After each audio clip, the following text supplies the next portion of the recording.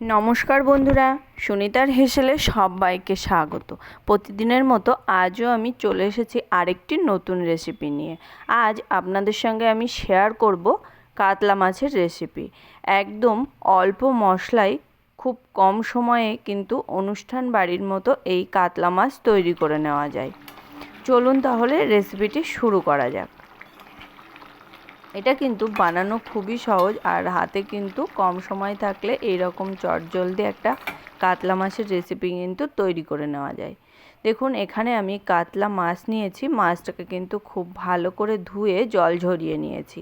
এবার আমি এই মাছের গায়ে লবণ আর হলুদ, সামান্য একটু লঙ্কার গুঁড়ো দিয়ে দেবো, 1 চামচ সর্ষের তেল দিয়ে খুব ভালো করে মাছটাকে কিন্তু ম্যারিনেট করে রেখে দেবো প্রায় 10 থেকে 15 মিনিট মতো। দেখুন, এখানে আমি লবণ হলুদ দিয়ে দিয়েছি। এবার দিয়ে দেবো এখানে 1/2 চামচ লঙ্কার গুঁড়ো, আর দিয়ে দেবো 1 চামচ পরিমাণে সর্ষের তেল। তেল দিয়ে ম্যারিনেট করলে কি হবে, সমস্ত মশলাগুলো কিন্তু মাছের গায়ে খুব ভালো করে লেগে যাবে। তার কারণে এখানে আমি 1 চামচ সর্ষের তেল দিয়েই মাছটাকে কিন্তু খুব ভালো করে ম্যারিনেট করে রেখে দেব। এখানে মাছটাকে আমি প্রায় 15 মিনিট মতো ম্যারিনেট করে রেখে দেব। তার মধ্যে আমি কিছু মশলা তৈরি করে নেব তার জন্য।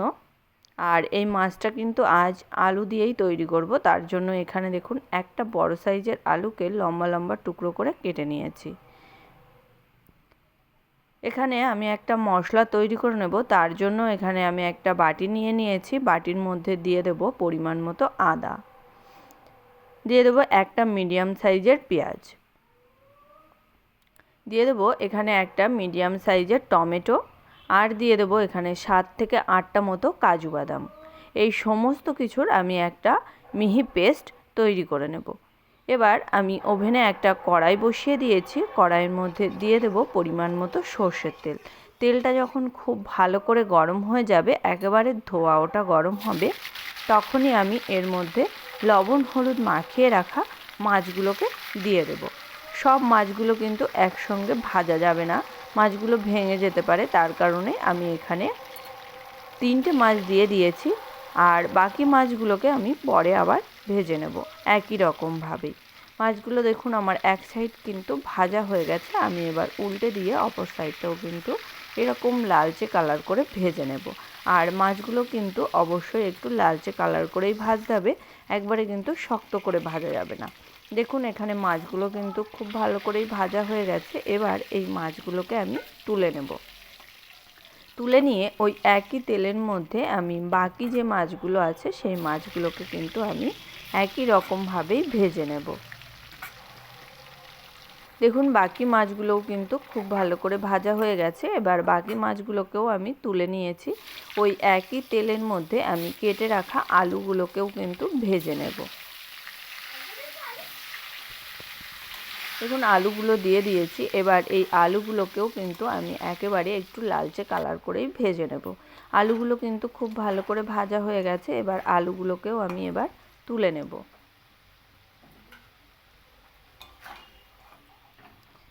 এবার ওই একই তেলের মধ্যেই আমি ফোড়নটা তৈরি করে নেব।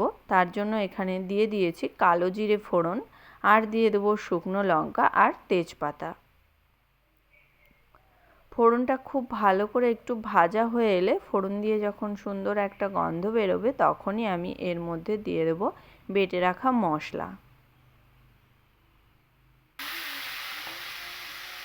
দেখুন, এখানে আমি বেটে রাখা মশলা দিয়ে দিয়েছি। মশলাটা দেওয়ার পরে খুব ভালো করে কিন্তু তেলের সঙ্গে একটু মিশিয়ে নিয়েছি।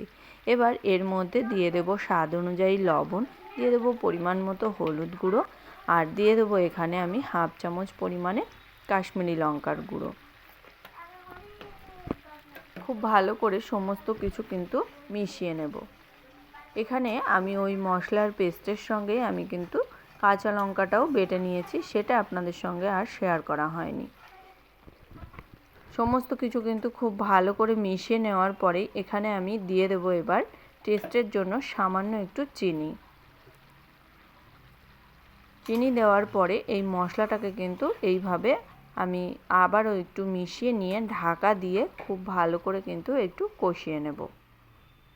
এইভাবে ঢাকা দিয়ে দিয়ে কিন্তু মশলাটাকে আমি খুব সুন্দর করে কষিয়ে নিয়েছি। মশলা থেকে একবারে যখন এরকম তেল ছাড়তে শুরু করবে তখনই আমি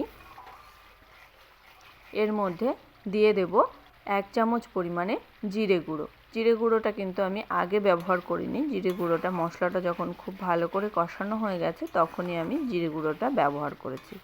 খুব ভালো করে জিরে গুঁড়োটা দেওয়ার পরে আবারও কিন্তু মিশিয়ে নেব। মিশিয়ে নিয়েই এবার আমি দিয়ে দেব 2 চামচ পরিমাণে টক দই। এখানে টক দইটাকে কিন্তু আমি আগে থেকে খুব ভালো করে একটু ফেটিয়ে নিয়েছিলাম। সেই 2 চামচ পরিমাণে টক দই এখানে আমি দিয়ে দিয়েছি। টক দই দেওয়ার সময় অবশ্যই কিন্তু গ্যাসের আঁচটা লোতে করেই রাখতে হবে। খুব ভালো করে আমি টক দইটাকে মশলার সঙ্গে মিশিয়ে নিয়ে এইভাবে আমি মশলাটাকে কিন্তু খুব ভালো করে একটু কষিয়ে নিয়েছি। এবার এর মধ্যে দিয়ে দেব ভেজে রাখা আলুগুলো। আলুগুলো দেওয়ার পরেও আমি এই মশলার সঙ্গে আরও 5 মিনিট মতো খুব ভালো করে একটু কষিয়ে নেব। মশলাটা কিন্তু যত ভালো করে কষানো হবে তরকারির স্বাদটা কিন্তু ততই ভালো হবে। দেখুন মশলার সঙ্গে আমি আলুটাকে কিন্তু প্রায় 5 মিনিট মতো খুব ভালো করে একটু কষিয়ে নিয়েছি। এবার এর মধ্যে দিয়ে দেব পরিমাণ মতো জল। যে যেমন ঝোল পছন্দ করো সেই অনুযায়ী এখানে ঝোলটা ব্যবহার করতে হবে। আমি এখানে ঝোল দেওয়ার পরে খুব ভালো করে মিশিয়ে নিয়ে আমি এটাকে ঢাকা দিয়ে রান্না করে নেব। একটু ফুটতে দেব আমি ঝোলটাকে।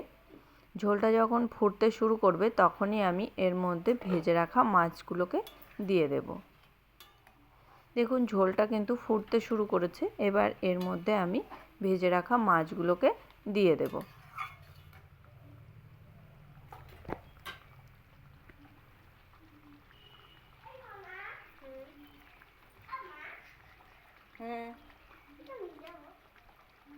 কি করতে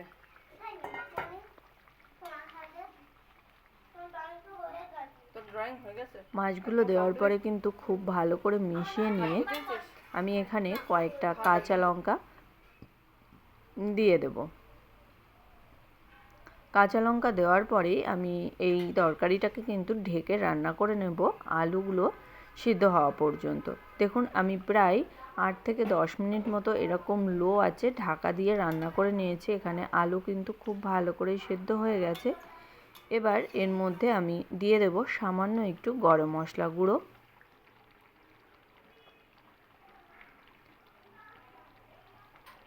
গরম মশলা গুঁড়ো দিয়ে আবারও কিন্তু খুব ভালো করে একটু মিশিয়ে নেব।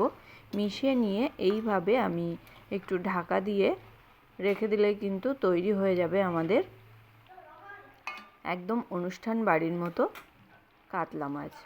তাহলে বন্ধুরা আমার এই কাতলা মাছের রেসিপিটি আপনাদের কেমন লাগলো অবশ্যই কিন্তু কমেন্ট করে জানাবেন। যদি ভালো লেগে থাকে তাহলে একটা লাইক করবেন আর সাবস্ক্রাইব করে পাশে থাকার অনুরোধ রইল। এই রকম কাতলা মাছ কিন্তু গরম গরম ভাতের সঙ্গে খেতে অসাধারণ লাগে। তাহলে আজকের মতো এই পর্যন্তই। আবার দেখা হবে নতুন কোনো রেসিপি নিয়ে। ভালো থাকবেন, সুস্থ থাকবেন। ধন্যবাদ।